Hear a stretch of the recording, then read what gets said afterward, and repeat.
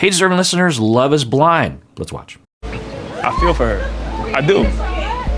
She hugged me earlier, and it was just like, it was very strange getting that body to the voice and the mind and the heart and the soul. So I know I said earlier that in the best case scenario, you could have your partner meet up with a former partner or someone that they had feelings for before, and you would be able to trust that nothing's going to happen and that you don't need to control your partner in order to have reassurance, that you develop a relationship between the two of you that it has a lot of data there that demonstrates that you can trust each other and love each other. Now, the caveat to that is that that only applies to relationships that are actually strong. There's a lot of relationships that are struggling, and both people are actively thinking about leaving the relationship. Say they're only a 51% in the relationship.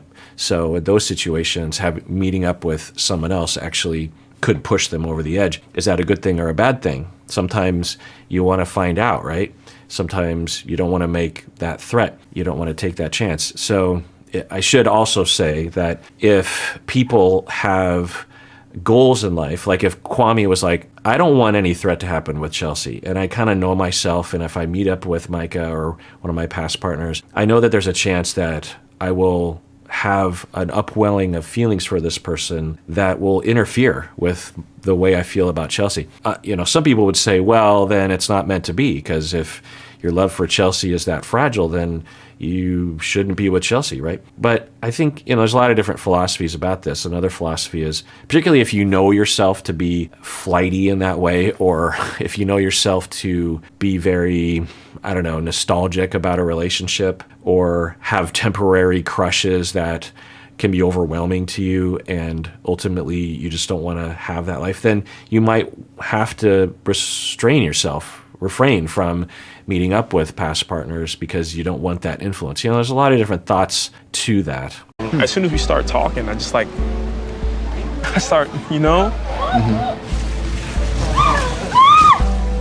So is this moment where Kwame is having this feeling for Micah because they're meeting up and choosing to spend time talking to each other, is this ruining potentially a really wonderful relationship between him and Chelsea? Or is it revealing that Kwame isn't ready to settle down with Chelsea? Which one is it? It's hard to know exactly.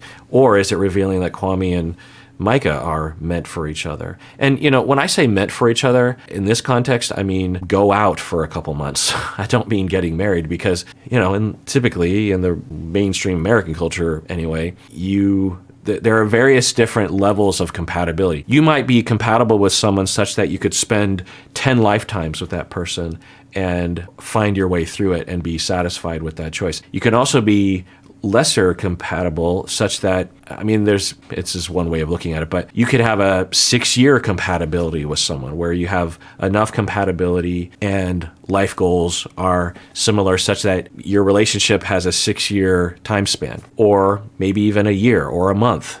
There's different amounts of compatibility, right?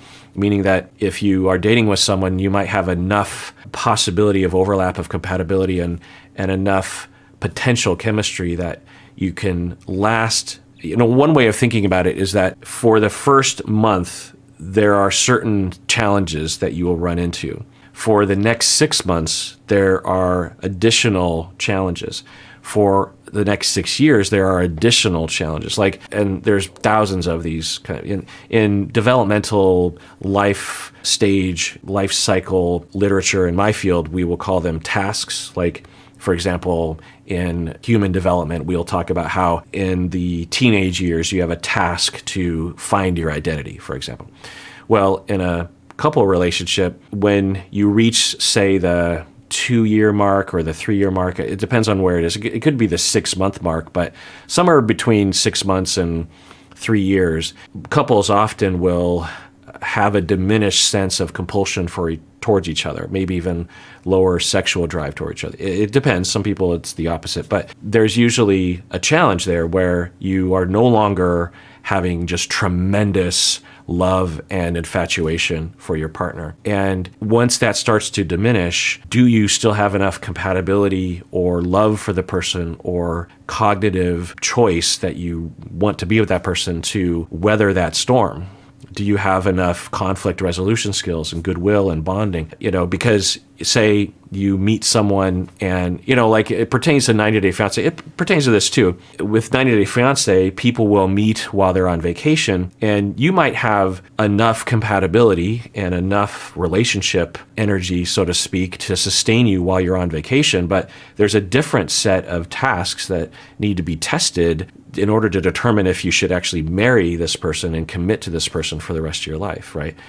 So that's what I mean by a relationship. So if I think Kwame and Micah having the potential for a relationship, who knows what would happen a year from now? And really, who knows what would happen with all these folks, right?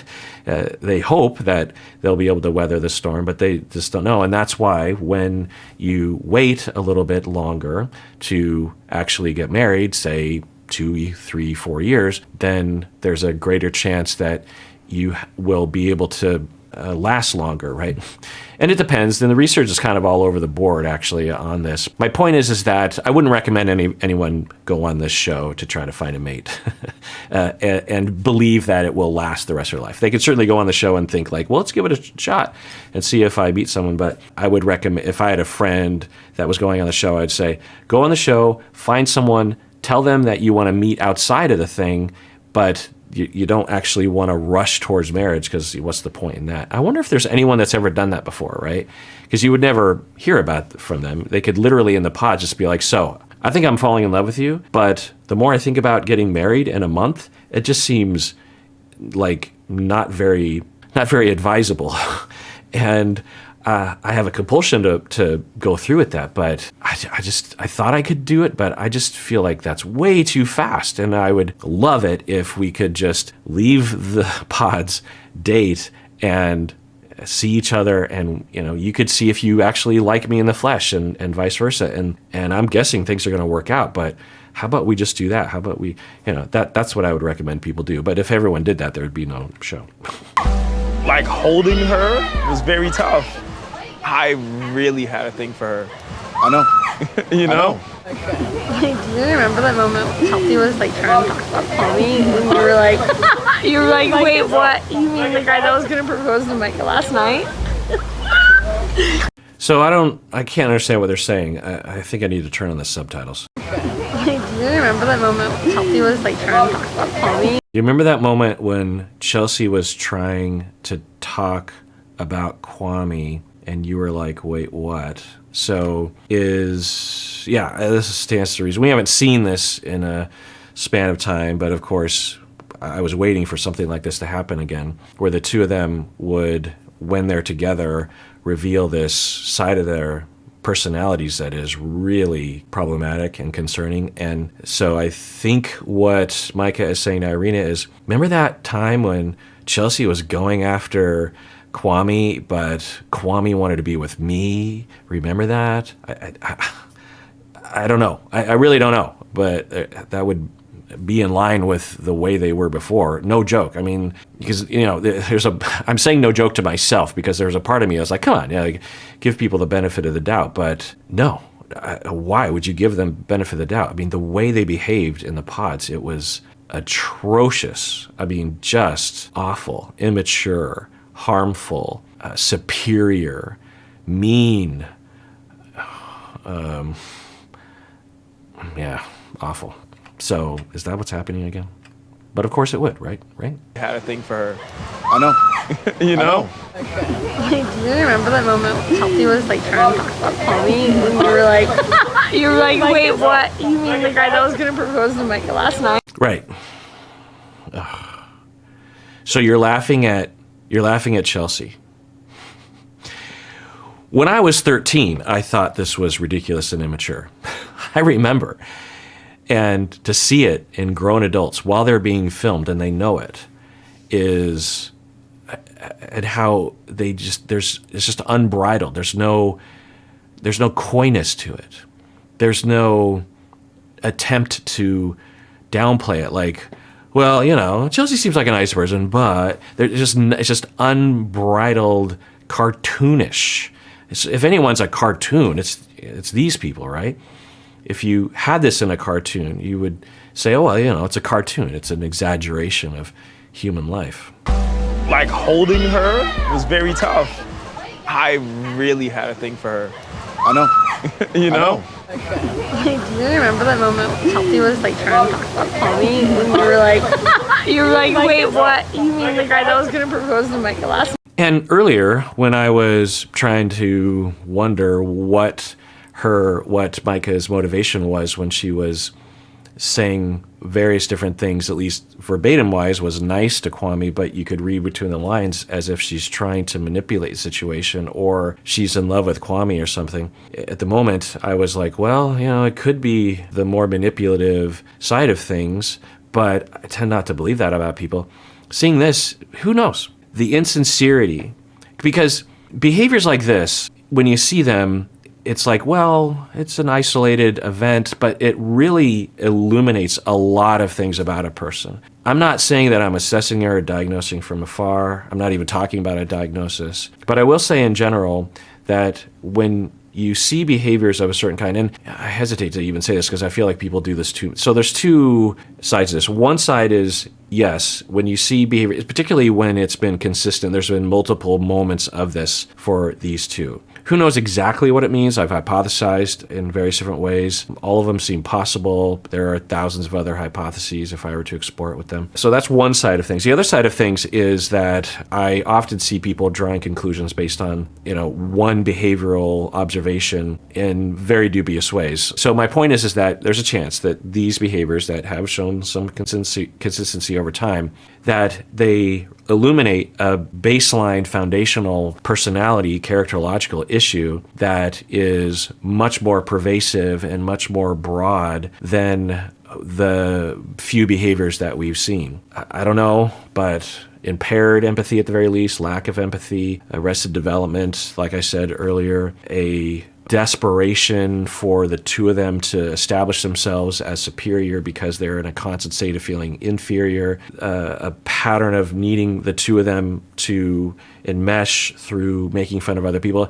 It's classic triangulation. When we have tension or worries between us and another person, a tendency will be to triangulate and to scapegoat a third person or to band together against the third person. And the more insecure you are, the more desperate and the more distorted you will get about that third element, or the more you will need a third element to actually be a major problem. So there's a lot of different hypotheses as to what's going on, but there are some very troubling possible personality, characterological foundations that would produce this kind of behavior. I mean, just think about that you could do this, that you could be in that zone where you're saying these things on camera. You feel like it's normal. You feel like maybe even this is fun. Now, there's a holdout for the possibility that they're just doing this because they think this will get them onto another reality TV show. There are people that will do stuff like that. It doesn't have that look to it, honestly, but who knows? But yeah, I mean, just think about saying something like this. How many different barriers you would run into. I mean, one, you just wouldn't think to say something like this because it just wouldn't occur to you, but say it kind of did, you would feel bad, right? There would be some kind of guilt about, well, I don't want to put Chelsea and Kwame down. Also, some kind of barrier of maturity of like, well, that's immature to say something like that. Or I don't know, there's just various different barriers that they are not exhibiting. The guy that was gonna propose to Micah last night. And she goes, anyways. And like, this is a girl that I used to like go to sleep thinking about, wake up thinking about. You meant a lot to me. Yeah. I meant a lot to you. You don't, baby, what's up? Give me. Bring me a little, when you're done with that. And if somehow Micah gets Kwame to break up with Chelsea, that would be feeding the monster with more fuel to do this more down the road. To be rewarded for this kind of behavior would be hard to watch, would it not? I mean, it's almost kind of happening right here. Yeah. Little block and ship. Well, I got you. And they just ended. Like that, like instantly. Mommy, me and Micah would love to tequila shot chunk of salt. Would you grab us some? My God. Now, who knows? They edited it, but but the way she's asking this, and I'm pretty sure this is actually sequential in time, that we saw Chelsea was like, hey, could you get me something? And then he's like, yeah. And then Irina, I'm sure the two of them are like, oh, watch this. This will be funny. And then Irina does this. I mean,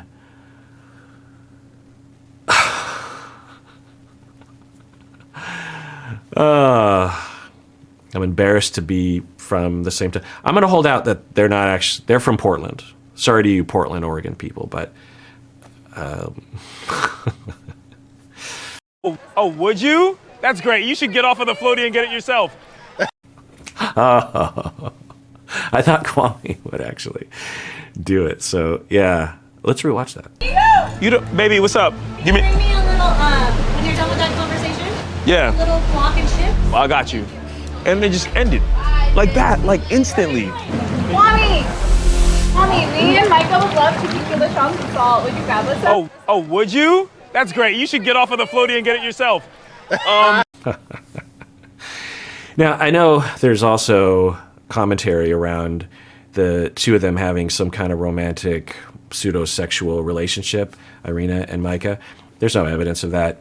People can be friends and sleep next to each other, or talk very close to each other and have a very enmeshed relationship without there being other things. Could there be something there? Yeah, absolutely. There could absolutely be something there, but it's not automatic. To speculate it's obviously fine because you don't know and it's possible. But there's a tradition in our culture for particularly men to look at two women talking and to be threatened by that, or to want to fantasize about certain sexual things and to insert that into the situation and assume it, or as a way of trying to dehumanize or put women down. I don't know, there's a whole tradition of that. And so when we speculate about that, we can. It doesn't mean that tradition and that sexism and misogyny negates that possibility. But when we talk about that possibility, we just have to be careful about the way that we word it.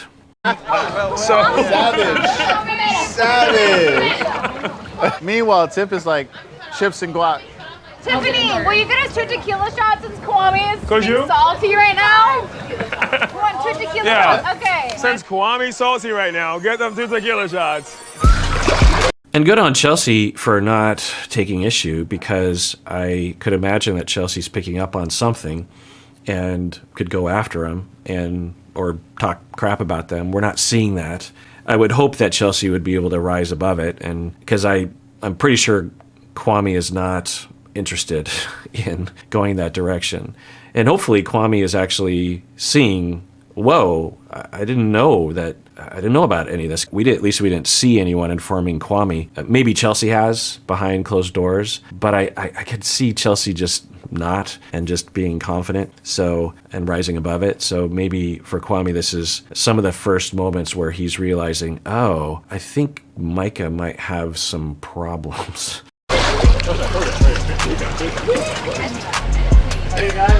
Why do you deny us shots? Yeah, we haven't had shots yet. Oh my God. Like big time. Yeah, it's pretty overt there. It's not confirmed. We don't know what's in Micah's mind, but there are certain ways of interacting that are subtle ways of trying to communicate, and that was not even that subtle. I don't know. I can't tell. I don't know. It's a question mark. Okay, well, let's end there and tune in next time when I continue watching, if you want. And everyone, please take care of yourself because you deserve it. You really do.